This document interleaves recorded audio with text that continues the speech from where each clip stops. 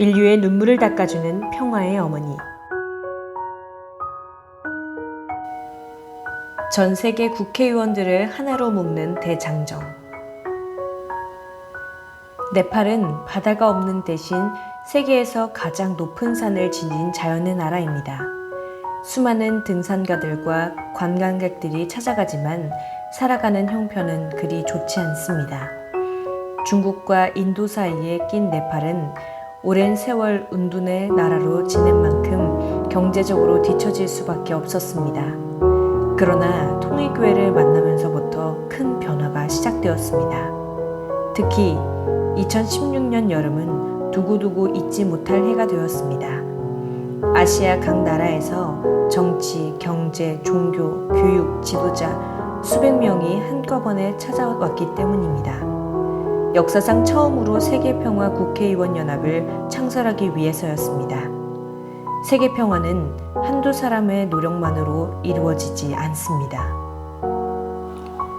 나는 세계 각국을 순회하면서 국회의원들이 찾아올 때마다 국가와 국민이 부여한 소중한 사명을 잊지 말라고 여러 차례 당부했습니다. 당부에서 그치지 않고 평화를 정착시키기 위해 실제적인 일을 하기로 했습니다. 각 나라의 민의에 의해 뽑힌 국회의원들을 한데 모아 세계평화 국회의원 연합을 만들어야 합니다. 의원들이 머리를 맞대고 평화를 위해 무엇을 할 것인지 마음을 모으면 평화가 더 빨리 그리고 자연스레 찾아옵니다. 그 말을 출발점으로 전 세계 국회의원들을 하나로 묶는 길고 긴 대장정이 시작되었습니다. 그 일은 결코 쉬운 일이 아니었습니다. 모든 나라의 국회는 여야로 나뉘어 갈등과 대립이 적지 않았습니다. 그러나 나는 일말의 걱정도 없었습니다. 나의 말을 따르지 않을 국회의원은 없으리라는 것을 잘 알았기 때문입니다. 세계평화 국회의원 연합은 2016년 2월 대한민국 국회에서 열린 창립식의 첫걸음으로 전 대륙을 순회하며 차례차례 대회를 열었습니다. 대회의 주제는 우리 시대의 주요 도전 과제 해결, 정부, 시민사회, 종교단체의 역할로 정해졌습니다. 햇살 뜨거운 한여름에 네팔로 사람들이 속속 모여들면서 드디어 아시아 오세아니아권 대회가 시작되었습니다. 29개 나라 166명의 국회의원을 포함해 500여 명이 먼 길을 마다하지 않고 참석했습니다. 네팔 국민은 물론 대통령이 직접 나서 깊은 감사를 표했습니다. 그 후에 대회는 열리는 곳마다 사람들이 모여들어 행사장이 늘 만원을 이루었습니다. 네팔 대회에 이어 중앙아프리카 창립식은 부르키나파소 국회의사당에서 열렸는데 24개 나라 600여 명이 모여 열띤 토론을 벌였습니다. 가을에 영국 런던에서 열린 유럽 대회에는 40여 나라에서 300여 명이 참석했습니다. 나는 창설자로서 그들에게 당부의 말을 잊지 않았습니다. 영구적인 평화세계를 건설하려면 각국의 정치를 책임지는 지도자들이 올바른 인격을 갖추고 양심의 목소리와 도덕의 가치를 따라야 합니다. 세계 국회의원들이 하나가 되어 평화를 위해 협력한다면 세상은 바뀔 것입니다. 중미대회는 10월에 코스타리카에서, 남미대회는 파라과이에서 열렸습니다. 11월 초에는 동아프리카 잠비아로 사람들이 찾아왔습니다. 다른 지역은 이미 늦가을로 접어들었으나 잠비아는 뜨거운 날들의 연속이어서 사람들은 무더위를 견뎌내야 했습니다. 참석자들은 나의 평화서상에 공감해 아픔의 역사를 청산하고 희망의 평화치레를 만들어갈 것을 다짐했습니다. 이제 남은 나라는 일본과 미국이었습니다. 과연 일본의 현직 국회의원이 몇 명이나 참석할 것인지 사람들은 조마조마했습니다. 그러나 이런 우려를 잠재우고 현직 국회의원 63명과 함께 200여 명이 모이는 대성황을 이루었습니다. 정치 이념과 문화의 차이를 떠나 평화세계를 만들어가자는 뜻에 망설임 없이 모인 곳입니다.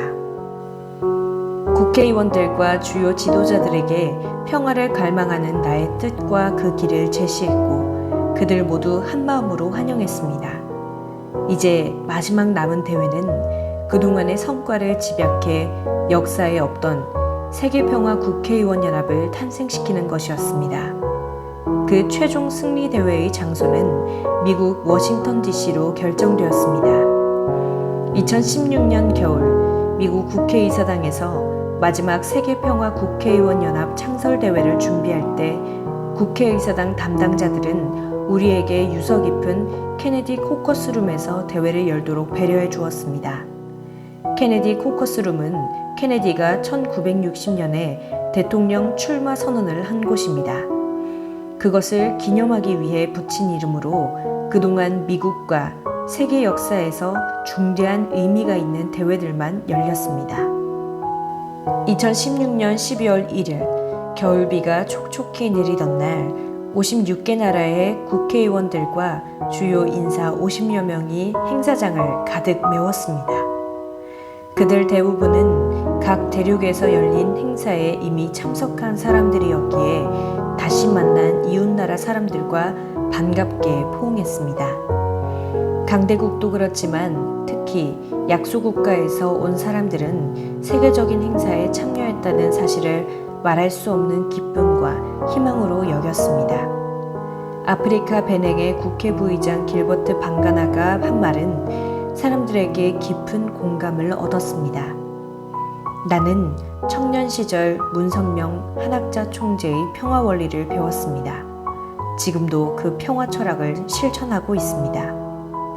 많은 사람들이 평화의 새로운 길을 찾아가게 해준 것에 대해 나에게 고마움을 전했습니다. 창립식에는 우리 부부와 오랜 친분 관계를 맺어온 오린 해치 미국 상원의장도 참석했습니다.